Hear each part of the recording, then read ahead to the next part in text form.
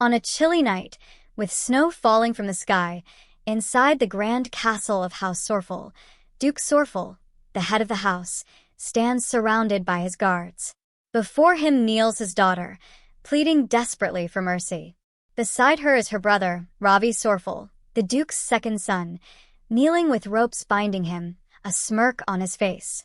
Tears stream down the girl's face as she begs her father to spare her, but he coldly ignores her pleas, accusing them of scheming against his eldest son and declaring that he cannot overlook their crime this time.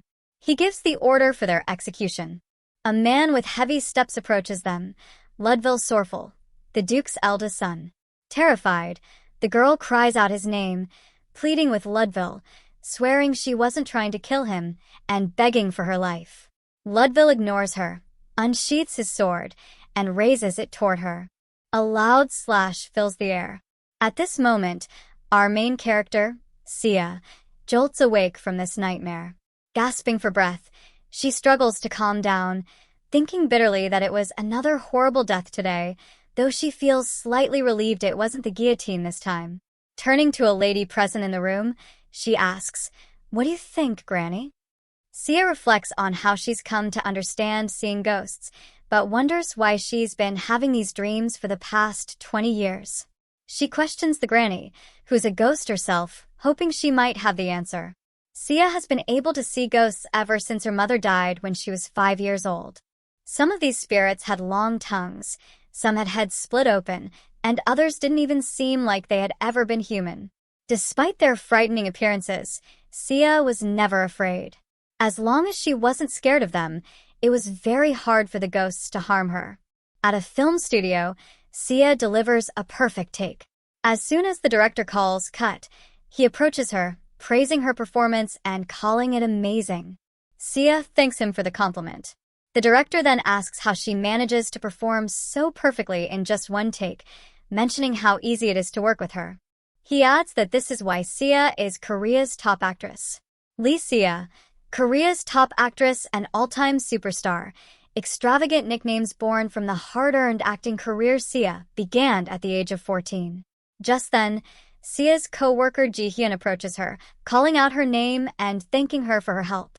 Sia asks what Ji-hyun is doing there, mentioning she thought Ji-hyun was still on leave because of the funeral. Ji-hyun explains she just got back to Seoul today and dropped by to see Sia. She then thanks Sia for the flowers she sent to the funeral parlor, adding that she's sure her grandmother would have loved them. Sia replies that it was nothing. She was just worried because Ji-hyun's luck was bad that day.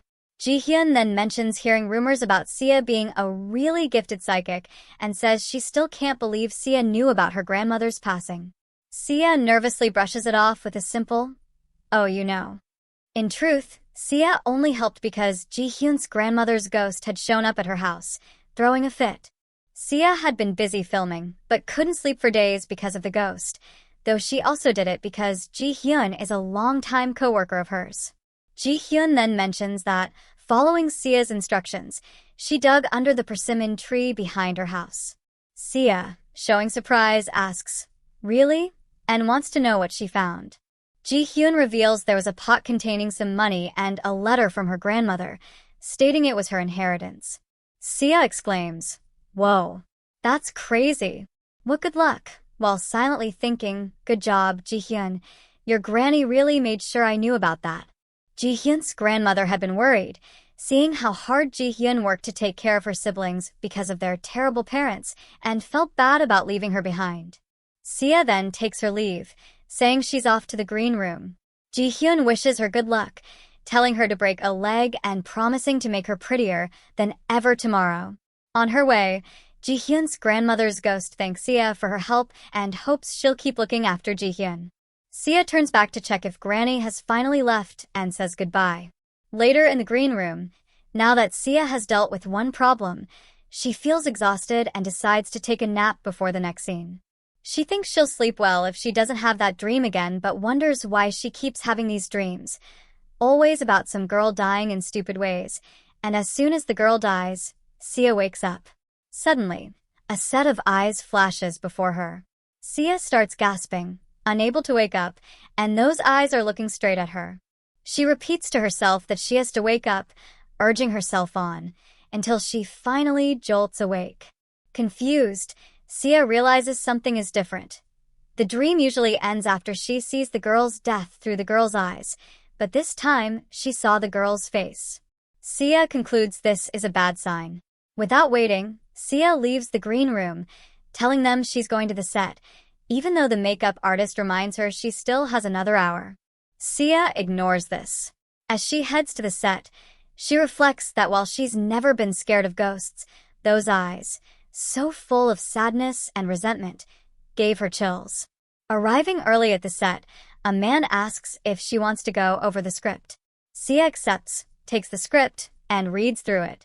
Meanwhile, a chandelier above her head begins to sway. An hour later, when filming starts, that same chandelier starts rattling and swinging violently. The director notices and shouts for everyone to watch out, but it's too late. The chandelier crashes down on Sia. The atmosphere turns to panic as the director yells for an ambulance, saying Miss Sia is under there. As she slowly loses consciousness, Sia wonders what happened. Then she sees her own spirit smirking at her. In that moment, Sia bitterly thinks, "Damn it, these ghosts have bothered me my whole life, and now they're ending my life too. I take back what I said before, ghosts really can hurt humans." But just as she thinks this, Sia wakes up. Disoriented, she wonders what's going on. She feels fine, touching her face, surprised not to find any bandages. She questions if she imagined the chandelier falling.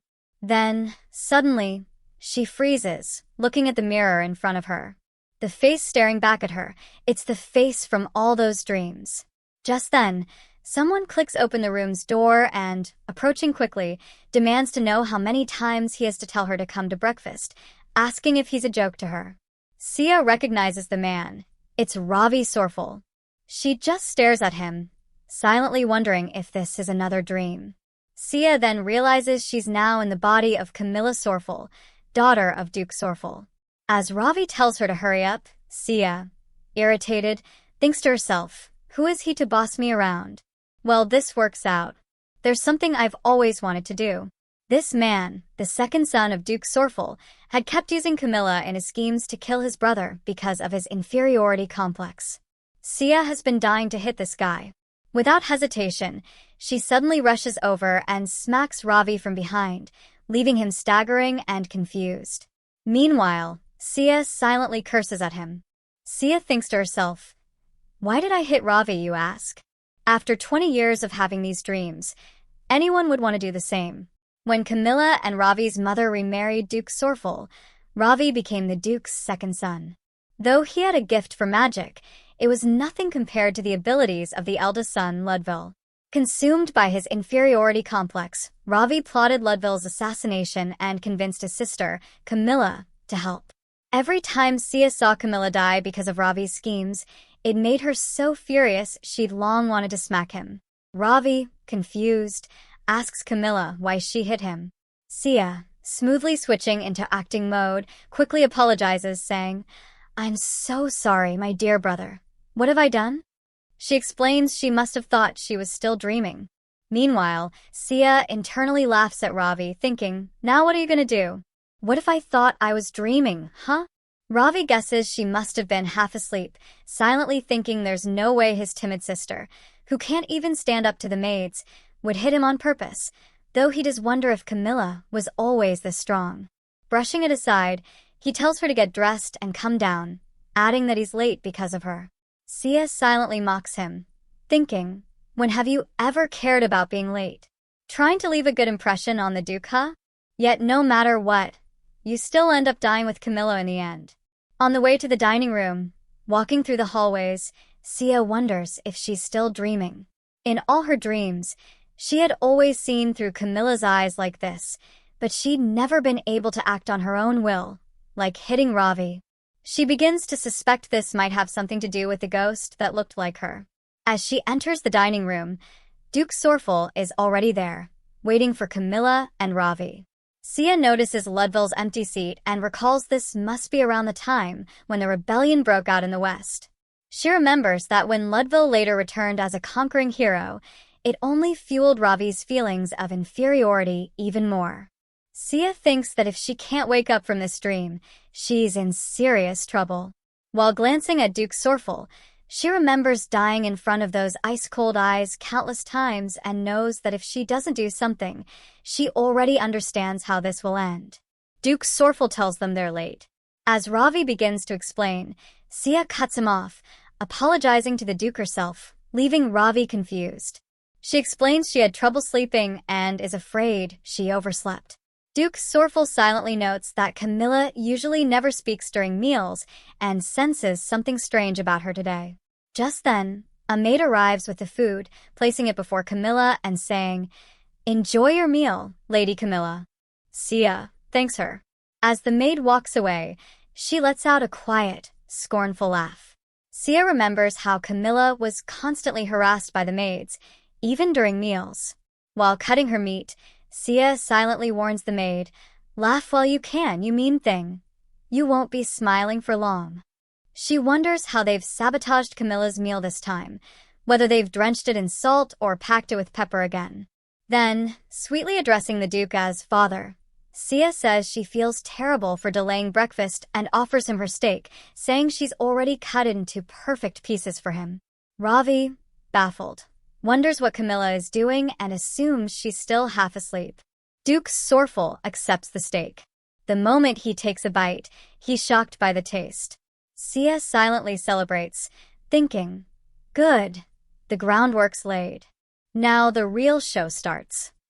She suddenly jumps up and cries out, "Oh, father, wait, please don't eat that." Apologizing, she tries to take the steak back, pleading with him to give it to her. Duke Sorphel comments that it seems this isn't Camilla's first time receiving a meal like this. Sia, hiding a smirk, silently thinks that now that she can control things, she won't tolerate it anymore, and it's time this oblivious family understands why Camilla always picked at her food. Sia puts on a pitiful act, pretending to explain to the Duke, but he cuts her off, saying they'll discuss this later, after he punishes the fools who dared to insult this family. Sia, inwardly pleased, thinks, as expected from the guy who'd kill his own stepchildren for the family name. "Good job, Dad. Put them in their place." It's been 1 week since Sia woke up in Camilla's body. Worried, Sia wonders if she's stuck here for good. She asks herself whether she's dead, in eternal sleep, or maybe in a coma, desperately hoping that isn't the case. Just then, there's a knock at the door. It's Camilla's maid, Donna.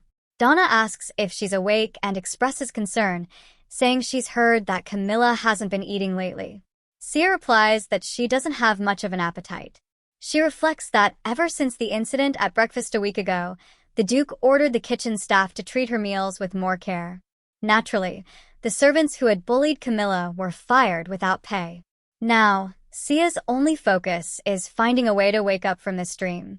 Sia tells Donna she'll eat later, but Donna presses her, mentioning that she's been leaving so many leftovers that even the head chef himself has come to see her. Sia, annoyed, asks again and silently reflects that over the past week, she's noticed yet another odd difference from her dreams. Donna confirms it's true and tells her the head chef has brought the pie he's most proud of, hoping she'll enjoy it. Head chef Gelid mentions he's heard she's been leaving his food untouched and insists he won't leave until he sees her finish it. Meanwhile, beside Gelid stands the ghost of the late head chef of House Sorphel, Farrell, grumbling that Gelid isn't following what he taught and isn't considering the person eating. Farrell's ghost scolds Gelid for not knowing how much Camilla hates apples and complains that the pie is missing 1 gram of cinnamon. He rants, "I can't believe I once thought of you as my apprentice. You're a complete failure as a chef." Suddenly, Farrell turns to Sia and asks, "Don't you agree, Camilla?" Gelid insists she eat, while Farrell keeps complaining. Sia, exhausted by all this, wonders why she can still see ghosts, even though these technically aren't her eyes. Why? The scene shifts to Fabler Academy, where 2 boys walk through the hallways. A blonde-haired boy asks his black-haired companion if he knows that girl. When the black-haired boy responds with the question, "What girl?" the blonde clarifies, "Camilla Sorphel, the one always seen following Petro around." He asks incredulously if he hasn't heard the rumors. The black-haired boy says he thinks he's heard something. The blonde scoffs and explains that apparently Camilla stole Petro's handkerchief again and got caught. Isn't that just creepy? He adds, mentioning how gloomy she always looks and calling her a stalker. He continues, recalling how at a party, Camilla attacked Petro's partner, pulling her hair, an incident that led people to start calling her the fake lady. The black-haired boy warns the blonde that he'll get in trouble if someone overhears him mocking a duke's daughter. Just then, the blonde boy's face pales and he freezes in his tracks after spotting someone. When the black-haired boy asks what's wrong, the blonde grabs him, turns him around, and hurries in the opposite direction. Let's go back this way. Confused, the black-haired boy questions him, and the blonde nervously explains. Didn't you see him? It's that crazy guy, Alshan Sephra, the oldest son of Duke Sephra, from one of the 3 great houses. Gelid recalls how, on the first day he tasted his master Farrell's cooking, it was as if a ray of light entered his heart. Inspired, he longed to cook like that. The apple pie he learned from Master Farrell was what kept him devoted to the kitchen. But over the past week, when Camilla kept refusing to eat his food, Gelid grew frustrated, thinking, she's not even the Duke's real daughter. What right does she have to be so picky? She should just eat what's served to her. When this kept happening, he finally brought his beloved apple pie to her, proud and confident, claiming he made it just for her since she didn't like his other dishes.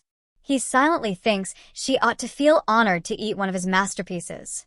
The ghost of Master Farrell, frustrated, shouts at him, I told you Camilla hates apples, you stupid apprentice. Though no one can hear him except for Sia.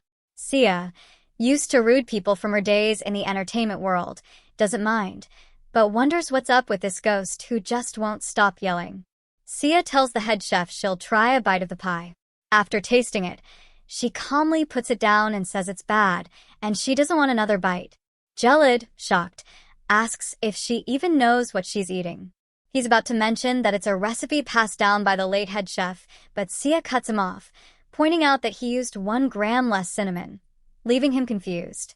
She questions whether he even knows the basics of baking and scolds him for not considering the eater's tastes. She tells him she doesn't like apples and that if no one eats it, the dish is basically garbage.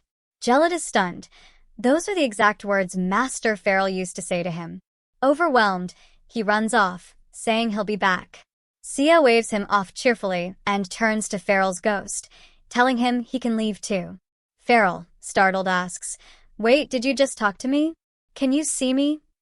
But Sia just pulls the blanket over herself, saying she's going to sleep, leaving Farrell confused. Farrell hurries to the ghost of the late butler, Darren, and excitedly tells him that Camilla spoke to him. Darren asks him to calm down and start over. Farrell explains everything. When Darren politely refers to her as Lady Camilla, Farrell scoffs, asking why Darren still calls her that when they're both dead. Darren chuckles, saying they shouldn't forget their manners, even in death. More seriously, Darren notes that Lady Camilla had never noticed them before and asks if Farrell is sure he didn't imagine it. Farrell insists they made eye contact.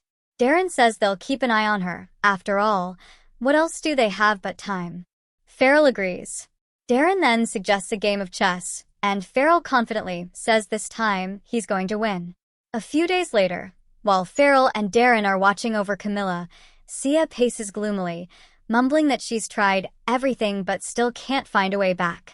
Resigned, she decides she has to survive somehow and wonders what to do next. Suddenly, she slams her hand on the table and declares she needs to fix Camilla's reputation. In her dreams, whenever Camilla didn't die for participating in Ravi's schemes, no one believed her because of other false accusations.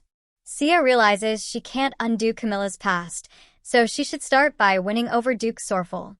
While Sia is lost in thought, Farrell approaches her, trying to get her attention, insisting he knows she can hear him. Ignoring him, Sia keeps thinking about saving the family's ruined reputation and regrets not being able to stop the hair-pulling incident at the party. Farrell grows more insistent, demanding she look at him until Sia snaps. So, what if I see you? Farrell cheers, thrilled to confirm it, while Darren, surprised, asks if she really can see them. Frustrated, Sia tells them to stop following her around, saying they're driving her crazy. Before they can ask her to pass on final messages or fix unfinished business, she makes it clear she won't be doing any of that. But instead of listening, Farrell and Darren are too amused and excited, peppering her with questions about how she can see them. Sia realizes that if she doesn't fix her situation, she might end up as a ghost like them. Irritated, Sia flops onto the bed, wondering how she's supposed to know what the Duke even likes. This catches Farrell and Darren's attention. Darren offers to help, explaining he's worked in the house since before the Duke was born, and Farrell adds that he did too, recalling how difficult it was to cook for the Duke when he was a boy. When Darren asks if she'd like their advice, Sia eagerly accepts, replying, "Yes, please." Later, Duke Sorphel visits the garden, thinking to himself how long it's been since he last came there. Spotting Camilla, he grows anxious, worrying she might ruin a flower bed again, recalling how, for some baffling reason, she once dug up a perfectly fine bed of roses. While those could be replanted, the nearby bed of baby's breath is different, and the Duke panics. He rushes over and stops her, exclaiming, "Camilla, what are you doing here?" Startled by the sudden grab, Sia drops the flowers she was holding and quickly kneels to gather them from the ground. Glancing up at the Duke, she explains she was picking flowers. Confused, the Duke repeats, "Flowers?" Sia tells him she was going to place them in his room, adding that she knows how much he likes baby's breath. Surprised, the Duke questions, "My room?" Sia confidently replies, "Yes, father." Internally, Sia is pleased to see the confused look on the Duke's face and silently declares, "Get ready, father. You're about to have the best daughter ever." Putting on a pitiful act, Sia asks if she has overstepped her boundaries. The Duke replies, "Do as you wish." Sia beams, thanks him, and says she'll bring the flowers to him in a vase. As she walks through the hallways, Darren tells her the Duke's mother loved baby's breath and personally cared for the flower bed, which is why the Duke grew to like it too. Darren then asks if the Duke liked the flowers. Sia answers, "Yes, I think so," feeling happy that while the Duke usually seems cold, this time was different. She knows their relationship can't be fixed overnight, but it's a good start. Stopping outside her room, Sia grabs the handle, silently thinking, it's time for the next step, and bursts the door open. 1 week later, in the Duke's office, his aide Zector reports another great achievement in battle by the Duke's eldest son, Ludville. However, the Duke, lost in thought, ignores him and instead stares at a vase of baby's breath on the table, thinking how Camilla has brought him flowers every day without fail. The Duke suddenly asks Zector if Camilla is still not eating properly. Caught off guard, Zector responds, "Pardon?" And, under the Duke's glare, quickly promises to find out. At that moment, Reuben, the butler of House Sorphel, arrives with the Duke's food. Zector remarks on his good timing, and Reuben sets the table. As the Duke steps up to his seat to eat, he notices Reuben watching him and questions it.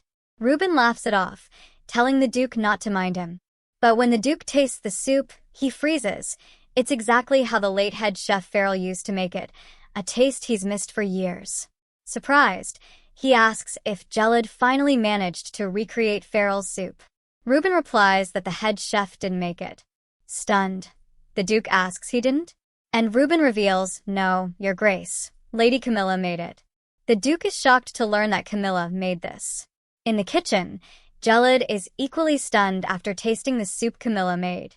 The rich aroma, golden color, and perfect flavor, it's unmistakably his master Farrell's soup.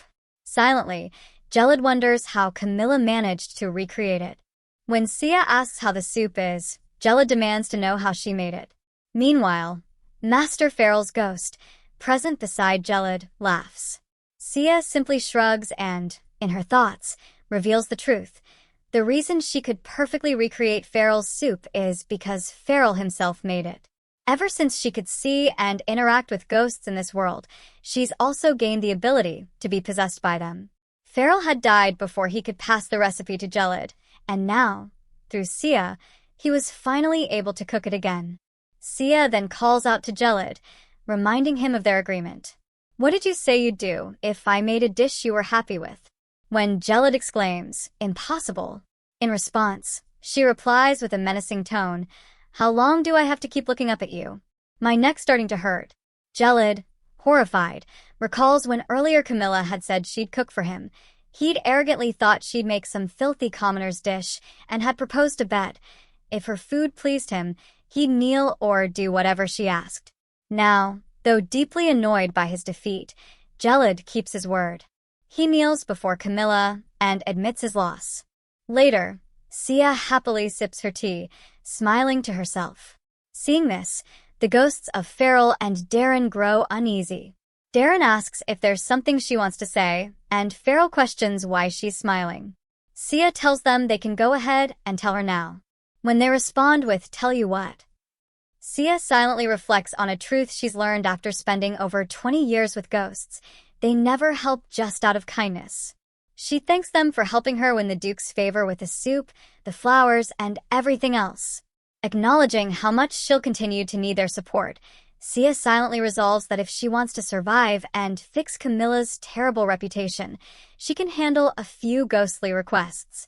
Finally, Sia looks at them and asks what it is the two of them actually want. They respond by repeating the question, "What do we want?"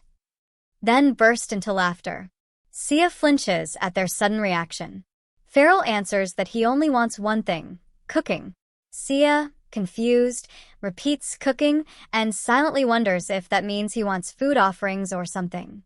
Farrell explains that his wish was simply to cook one last time, because when someone enjoyed a meal he made, it made him happier than anything else in the world. He thanks Sia for helping him cook again. Though she doesn't fully understand it, Sia accepts his gratitude. Since Farrell has no lingering wish, she concludes there's no point in pressing him for one. Darren speaks next, saying he's the same. His greatest happiness is using his knowledge to help the people of House Sorphel. It was enough for him to be able to bring flowers to his Grace's office again. Darren also thanks her, saying, "Thank you, my lady." Sia, still confused, responds sure, but silently wonders what's wrong with these people. Why are they so freaking nice? In her mind, she calls them total pushovers for only caring about making others happy, even in the afterlife. But she figures if neither of them has any other specific wishes and they're going to help her without asking for anything in return, she'd better go along with it. Rising from her seat, Sia says she thinks she understands what they mean, and turning toward Farrell and Darren, tells them she hopes they'll continue to help her going forward. 10 days pass, and once again, Farrell's ghost possesses Camilla's body to make one of his signature desserts. Gelid, finding it hard to believe Camilla made it, questions her, "You managed to make this too?" Sia, with a smirk, confidently replies, "Naturally." Sia reflects that ever since making Farrell's soup for Gelid, she's been cooking every night. Meanwhile, as per their bet, Gelid kneels before her once again. Farrell's ghost, present there, is delighted to see his beautiful desserts brought back to life. Still kneeling, Gelid looks at the desserts on the table and thinks to himself, "Damn it. How did Camilla get that perfect color? Did Master leave her a recipe book or something?" He glances at Camilla, silently noting how she moves around the kitchen like someone who's worked there for decades. Pointing to the desserts, Gelid hesitantly asks about them. Sia casually tells him there's extra, so he can have one. Gelid gratefully replies, "Thank you." He tastes it and silently admits it's amazing, wondering why he can't get it to taste like that. When Sia asks how it is, Gelid plays it down with a dismissive, "Oh well, it's not bad." Sia, irked by his stubborn pride, silently fumes, "Still too proud to compliment me, huh?" She then asks if he wants to know how she did it. Gelid quickly responds, "Yes, my lady." But instead of telling him, Sia says he has to do something sweet for her first. Gelid, misunderstanding, nervously replies, "I beg your pardon," and starts acting cute, thinking that's what she meant. Horrified, Sia gets the chills and tells him to cut it out and stop with the baby talk. At that moment, Reuben arrives and asks, "Are you ready, my lady?" Sia replies, "Just a minute." She gives the desserts a final touch and hands them to Reuben, thanking him. Reuben responds, "It's my pleasure." As Ruben steps away with the desserts, he pauses and glances back. Meanwhile, Sia teasingly asks Gelid, still kneeling, how his knees are. They don't hurt, do they? Annoyed and with throbbing knees, Gelid grits out, they're just fine. Ruben quietly chuckles to himself, marveling at how Lady Camilla has managed to bring the stubborn Gelid to heel. On his way to the Duke's office, Ruben muses that, for some reason, Lady Camilla has become very entertaining lately. He wonders what could have caused such a change. Ruben arrives at the Duke's office and knocks for permission to enter. The Duke allows it, and Ruben announces that Lady Camilla has sent refreshments for all the guests.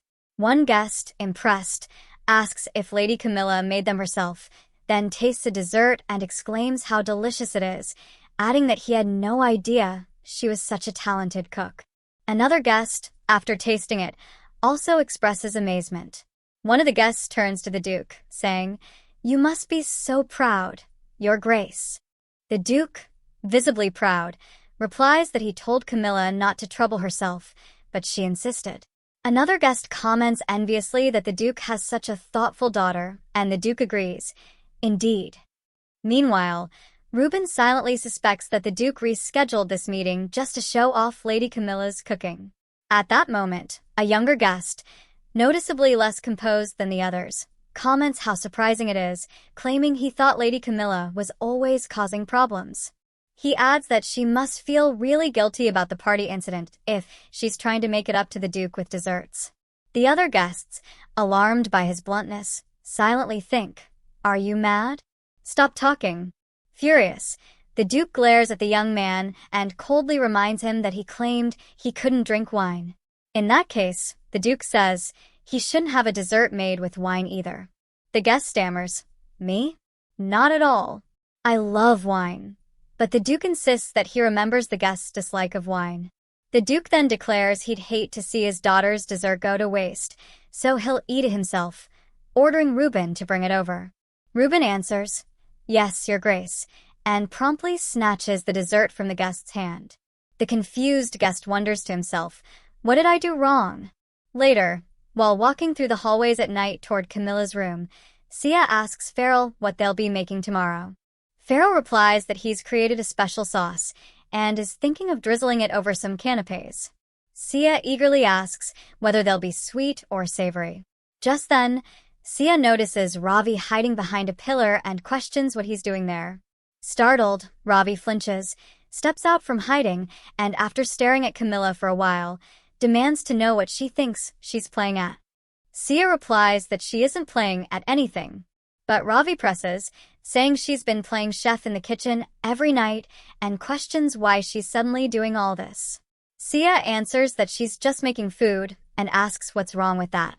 Ravi, biting his lip in irritation, asks if she thinks that'll make the Duke treat her like family. Sia, confused by the sudden question, silently wonders why he's bringing this up now. After all, Camilla and Ravi never cared about each other before. This is weird. Then Ravi says they won't accept us, which surprises Sia, noting how he used us. She silently thinks that maybe seeing her trying so hard to leave a good impression on the Duke reminded Ravi of his younger self. Ravi tells her to stop doing this, that it's a waste of time. Sia replies that she knows, leaving Ravi confused. She explains that she knows the Duke isn't interested in them and that she isn't trying to be accepted into the family. Before Ravi can question her further, Sia dashes off, saying she's off to bed. Ravi, angry, shouts for her to come back and explain. Hearing this, Sia halts in her steps and tells him that she doesn't want to die. She wants to live a full life. Ravi, confused by this answer, silently wonders if that's the whole reason. Meanwhile, as Sia continues on her way, she recalls some bitter memories from her previous world and thinks to herself, "Family? I don't need family." The next day, while Sia is sipping tea, Farrell and Darren keep staring at her. Their gazes start to bother her, so she asks if they have something to say. Darren brings up last night, asking what she meant when she told Lord Ravi she didn't want to die. Is she ill? Meanwhile, Farrell blurts out, "Don't die. We still have so many dishes to cook." Sia silently thinks that they wouldn't believe her if she told them she knows she's going to die soon and is just trying to prevent it. They might think she's crazy and leave. So, relying on her acting skills, she calmly replies that it's natural for all humans not to want to die. Farrell nods in agreement, and Darren says that makes sense. Just then, Sia realizes something. If these ghosts roam freely around the manor, they might know where it's buried. She tells them she has a question too, and Darren encourages her to ask anything. Sia asks if they remember the flower bed incident. In her mind, Sia recalls how, in order to find a ring from her mother that some servants had hidden, Camilla dug up and ruined a flower bed, leading to her being confined to the manor for a while. Camilla hadn't even tried to explain herself, so everyone assumed she was just being cruel as usual. That's also why the Duke had rushed over when he saw Sia in the garden, fearing she might tear up his beloved baby's breath flowers. Farrell and Darren tell Sia the location, and she goes there herself to dig it up and find the ring. When Sia finally finds it, she thinks to herself how annoying it was every time she dreamed of this scene. Camilla's actions frustrated her so much. Farrell scolds her for not asking them for help sooner and asks why she pretended not to see them. Sia replies that she was just too upset at the time to notice them. Darren then asks if she'd like their help with her revenge, saying that as ghosts, they can make all sorts of things happen. Sia finds that a bit ominous and silently wonders what exactly he means. She tells Darren it's fine, she'll handle this herself, and thanks them for telling her where the ring was. Sia then remembers the 3 servants responsible for starting this whole mess. Later, Sia summons the 3 servants, George, Alice, and Anika, to her room. Outside, George finds the 2 girls and asks if Camilla called them too.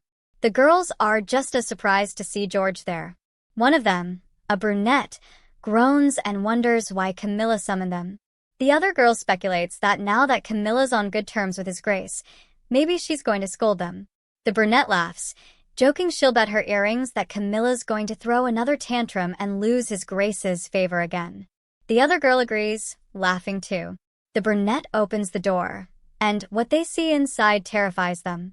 Camilla's lifeless body lies on the floor. The brunette collapses to the ground in shock, blurting out, "What in the world?" George urgently asks the brunette if Camilla is dead, telling her to quickly check. Trembling, the brunette girl creeps closer and, noticing pills nearby, is horrified, thinking to herself, did Camilla take her own life? Panicked, she immediately orders George to lock the door. Though confused, George obeys and bolts it shut. The other girl anxiously asks if Camilla is really dead, and George replies that he thinks so. Just then, the brunette spots a letter placed on a nearby table. She picks it up, while the other 2 crowd around her, curiously asking what it says. In the letter, Camilla explains that the reason she dug up the rose bed last month was because George, Alice, and Anika had hidden her late mother's ring there.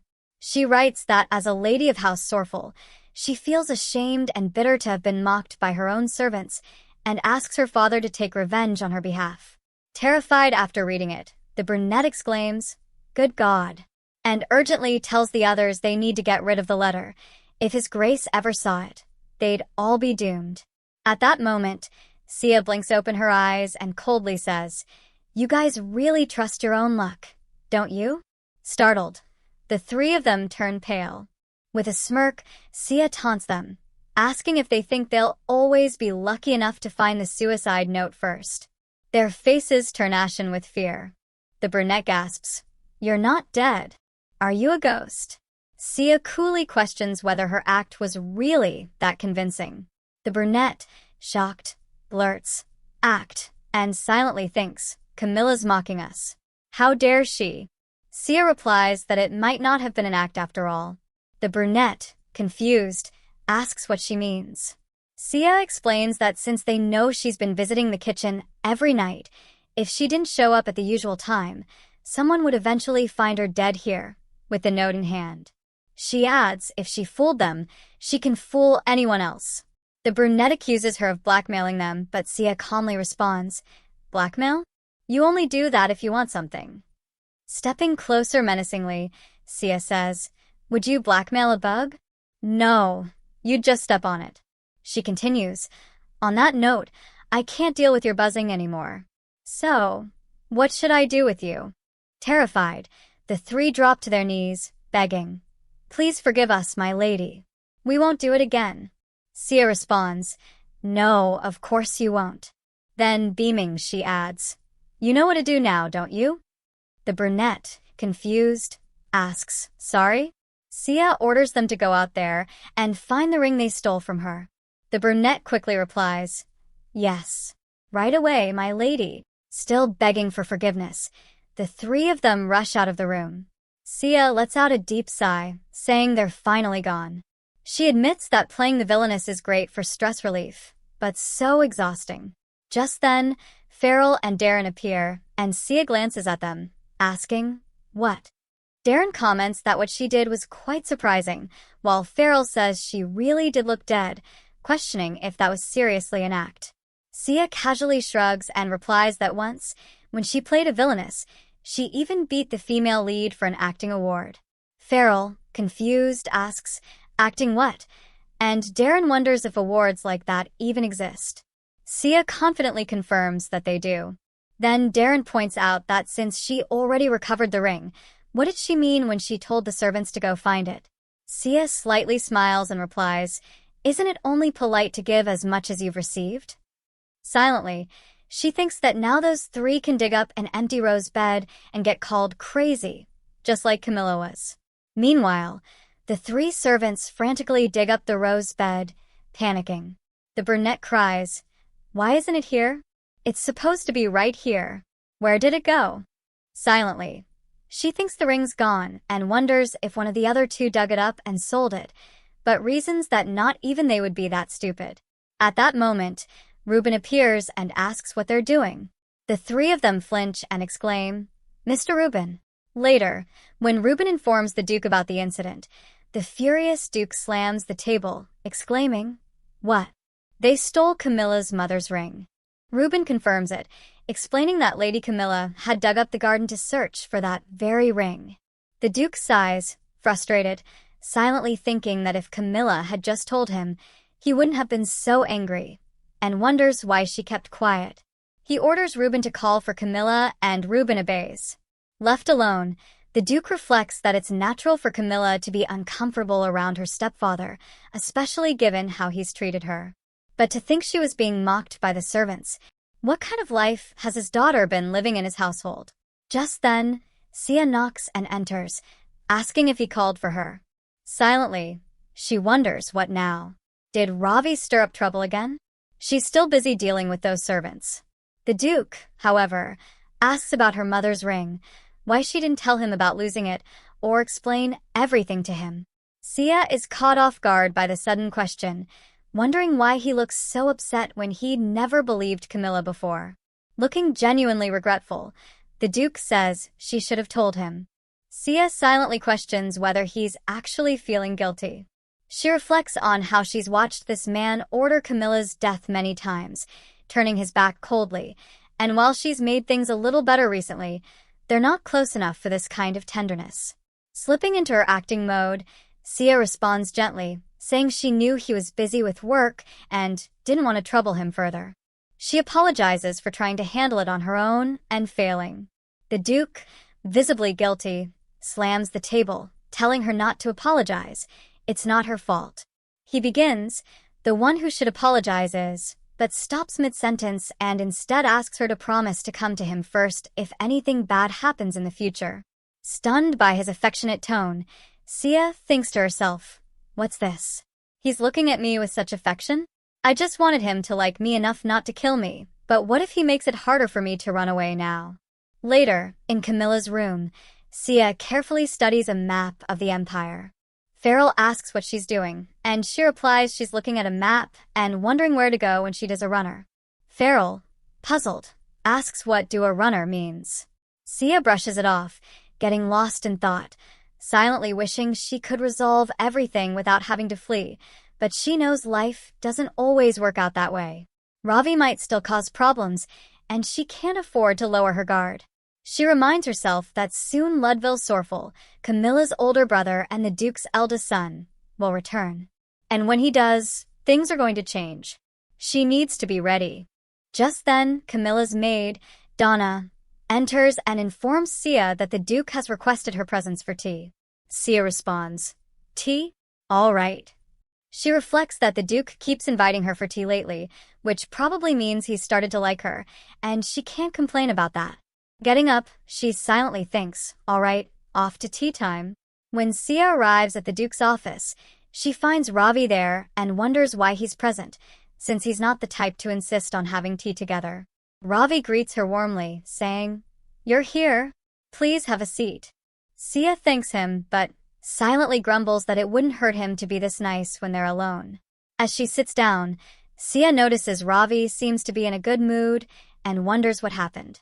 Ravi then tells the Duke he's going to present his thesis this year. Realizing this, Sia recalls that the mages hold an annual conference at the Mage Tower where the most talented are invited to present.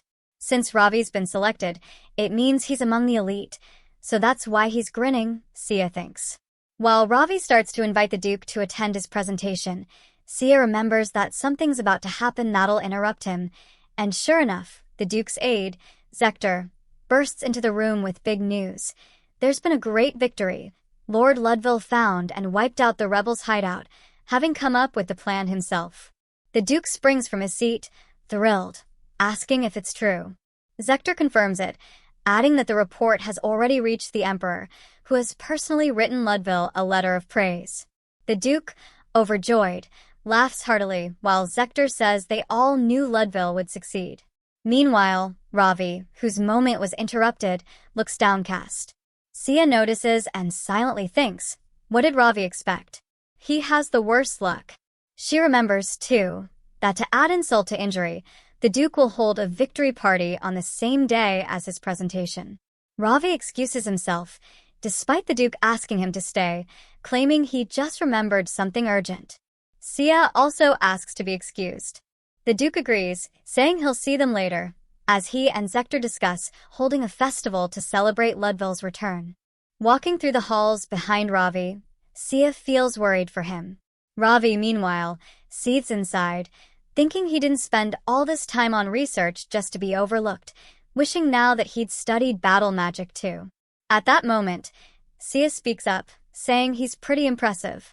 She can't believe he'll be presenting at the Mage Tower. Ravi, suspicious, asks if she's making fun of him, but Sia insists she's serious, adding that she knows only the most prominent mages get that chance. Ravi questions what she could possibly know about it. Sia simply pats his shoulder and says she's proud of him, before walking ahead. Touched, Ravi thinks to himself how he's longed to hear those words from his father for so long. He looks after Sia, muttering, "Seriously, what's wrong with her these days?" Later, in Camilla's room, Donna squeals in delight, telling Sia she looks stunning and will be the loveliest lady at the party. Sia silently admits she does look pretty. Donna promises to make her look even better on the actual day, and Sia thanks her. Sia reflects that the festival will be held on the day Ludville returns, meaning he won't get a moment's rest. Though she understands the political reasons, she still feels bad for him. She also thinks that she wants to stand out at the event, which is why she's trying on all these dresses. Just then, Ravi arrives and tells her not to cause trouble. Surprised, Sia blurts out, "Ravi?" and irritably asks if he came just to lecture her. Ravi brings up her track record, mentioning the last party, but Sia cuts him off, saying she knows.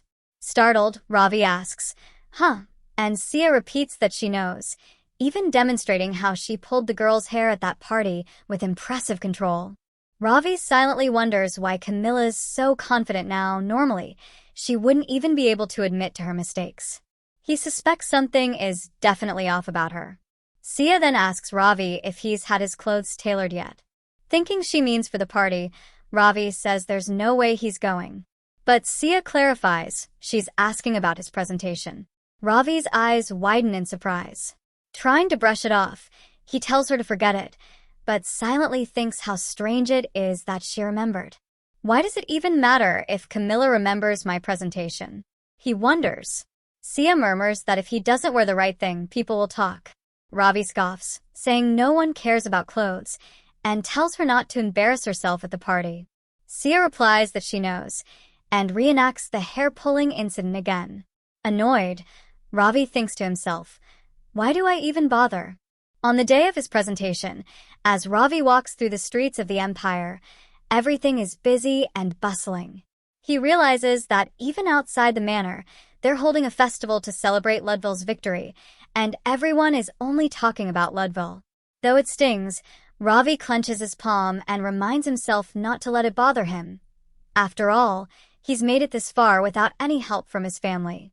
At the Mage Tower, amid the lively chatter and clamor, the announcer declares that the top students will soon begin their presentations.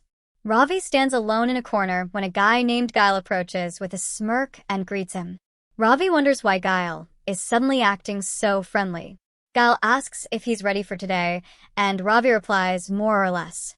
Guile reacts in mock surprise, exclaiming, "What?"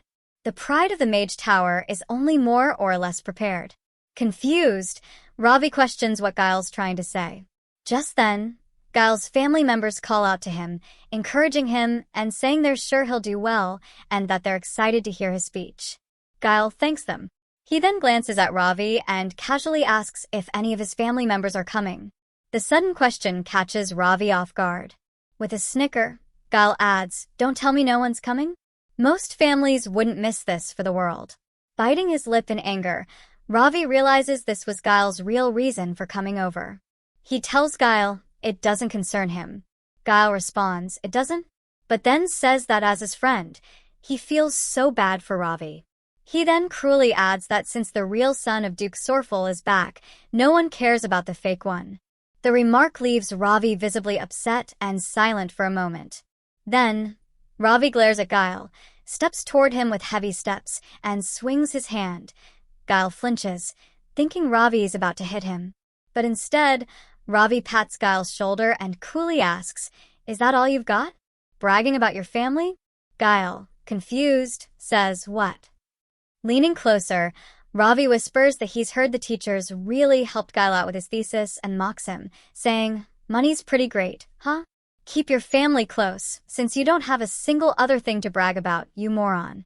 Irritated, Guile grabs Ravi by the collar, growling, "You little." Just then, the atmosphere in the room shifts. The chatter turns to clamor as someone steps inside. Everyone, including Ravi and Guile, turns in surprise to see who it is. It's Camilla. As Sia steps toward her seat, memories from her childhood surface.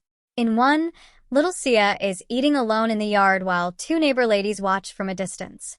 One asks if Sia's parents still haven't come, and the other whispers that she basically doesn't have any. Her father was the man all over the news, the one who tried to kill his family, and then himself. In another memory, Sia's father accuses her mother, saying, "Sia's not really my kid, is she?" and demands to know who the real father is. Her mother, trying to calm him, asks if he wants the neighbors to call the police again, telling him to stop.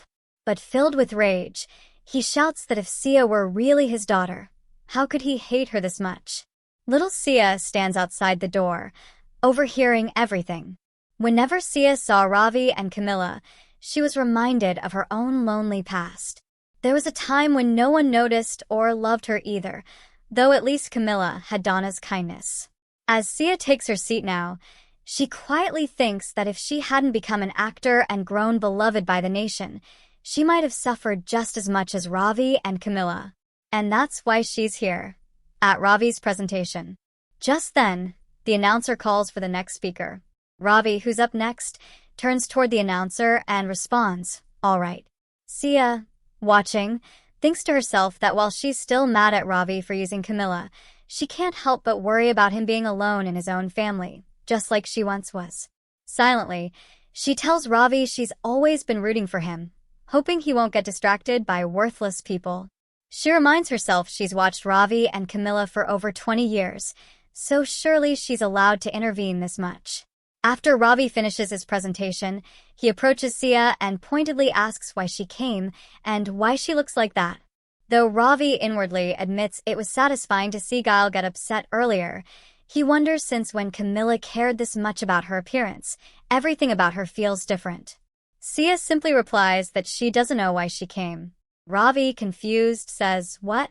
So she repeats it. She doesn't know why. She just wanted to. Hearing this, Ravi falls silent and murmurs, what did I expect her to say? Sia, a little annoyed, thinks it wouldn't kill him to thank her for running over here. Then Ravi says, "Let's go home." Surprised, Sia says, "Huh?" Ravi asks if she isn't coming, telling her, "Come on." Sia's eyes widen in surprise, silently scoffing at him. That little rascal, acting like he's always waited for me. As she follows, Sia calls out, "Guess what?" Ravi asks, "What?" And Sia teases him, saying, "The front of your head's prettier than the back." Ravi, confused, asks, "What's that supposed to mean?" But Sia just smiles, without explaining. At the Sorphel house, Duke Sorphel, while patting Ludville's shoulder in his office, tells him it must have been hard going straight to the party after arriving. Ludville responds that it wasn't a problem. The Duke then remarks that it's unfortunate they're 2 family members short because of Ravi's presentation, blaming himself for not considering it. He tells Ludville to go get some rest, and Ludville replies, "Yes, father." As Ludville walks through the hallways, he spots Ravi and Camilla just getting out of the carriage through the window. Noticing this, Ludville wonders if Camilla really went to support Ravi and muses how interesting it is. Meanwhile, Sia, having just gotten out of the carriage, realizes the party at the Sorphel house is still going on and reflects that she was so desperate to avoid Ludville, she even ate dinner out. Ravi tells her he's going to stop by the party for a few minutes and asks what about her. Sia replies that she's tired and heading to bed. Privately, she admits she's not ready to face Ludville yet. Though technically acting under the Duke's orders, Ludville has been responsible for Camilla's death too many times, piercing her heart, cutting her throat, and doing worse. Sia can't forget it. The next day, Sia is in the garden picking flowers for the Duke. As she works, she reflects that while she can usually tell what the Duke is thinking, Ludville is impossible to read. She notices the flowers are damp, guessing it must have rained the night before, and reminds herself there's no point worrying. If she can just win Duke Sorphel's favor, she might at least survive. As she steps through the muddy garden, Sia thinks these paths are nothing for someone like her, used to strutting down runways, though she should probably head for dry ground. Just then, someone calls out to Camilla. Recognizing Ludville's voice, Sia is startled, trips on a stone, but catches herself, silently proud, thinking, "Did you see that? I'm the greatest actress to walk the earth." Turning around, she feigns surprise, saying, "Oh, Ludville?" Ludville, standing there with his hands extended, flinches. Sia panics inwardly. She wasn't ready to see him, wondering what he's doing there and why he's standing like that. Deciding it's safer not to upset him, she takes a breath, puts on her sweetest smile, and warmly calls out, "Ludville," adding that she was just picking flowers to give him as a welcome home gift, and what a coincidence it is to run into him. She hands him the flowers. As Ludville stares at them blankly, Sia worries, "Crap, does he not like flowers?" He didn't react at all. Flustered, she quickly says she'll take her leave now and hurries away. On his way back to his room, Ludville runs into Reuben in the hallway. Noticing the flowers in his hand, Reuben asks what he has there. Ludville replies that they were a gift. Curious, Reuben begins to ask, were they? While silently wondering who would give flowers to someone as cold-hearted as Ludville. Reuben offers to put them in a vase for him, reaching out his hand, but Ludville refuses. Confused, Reuben says, "Sorry?" Ludville insists they're mine. Reuben quickly explains he wasn't trying to take them, but Ludville, still gazing at the flowers, says it's the first time she's ever given him anything. Puzzled, Reuben asks she, but Ludville doesn't explain, leaving Reuben irritated, inwardly wondering why Ludville keeps trailing off like this.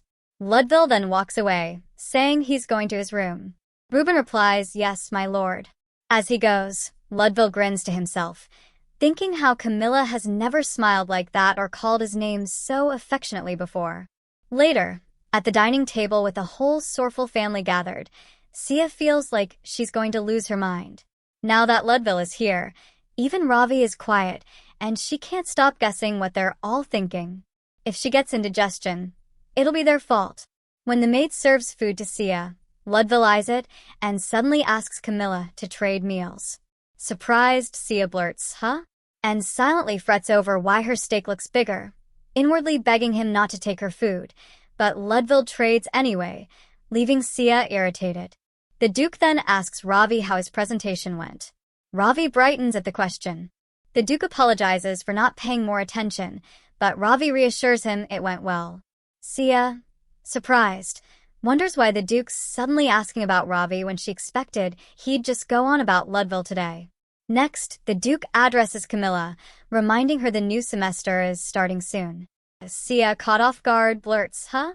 And remembers Camilla's still a student on spring break, meaning she'll have to go through school again. The Duke asks if she plans to change her course of study. Sia awkwardly laughs it off, saying she'll just give it her best, while inwardly worrying how going back to school is going to bring a fresh set of migraines. She reflects there are two people she wants to avoid if possible and groans inwardly as her head already hurts just thinking about it. The Duke then mentions receiving new chocolates that pair well with tea and that his baby's breath flowers are wilting. Sia replies that she'll bring fresh ones. Ravi, watching, looks at her in disbelief and whispers, "Doesn't she know what father's asking?" Sia, confused, asks what he means, but Ravi brushes it off. As she tries to figure out what she missed, was it the chocolate? The tea? Sia remembers she gave the flowers to Ludville instead of the Duke, and that she usually has tea with the Duke when bringing fresh flowers. Still puzzled, she decides it's probably not important and goes back to eating. Meanwhile, Ravi silently smiles, realizing their father has officially invited Camilla to tea for the first time, and seems to genuinely like her now. Then it suddenly hits him. Wait, why am I feeling proud of Camilla? Later, in Duke Sorphel's office, Ludville is scribbling in a notebook when the Duke asks what he's doing. Ludville replies he's reviewing the list of dessert shops the Duke gave him, then casually mentions that Camilla doesn't like apples.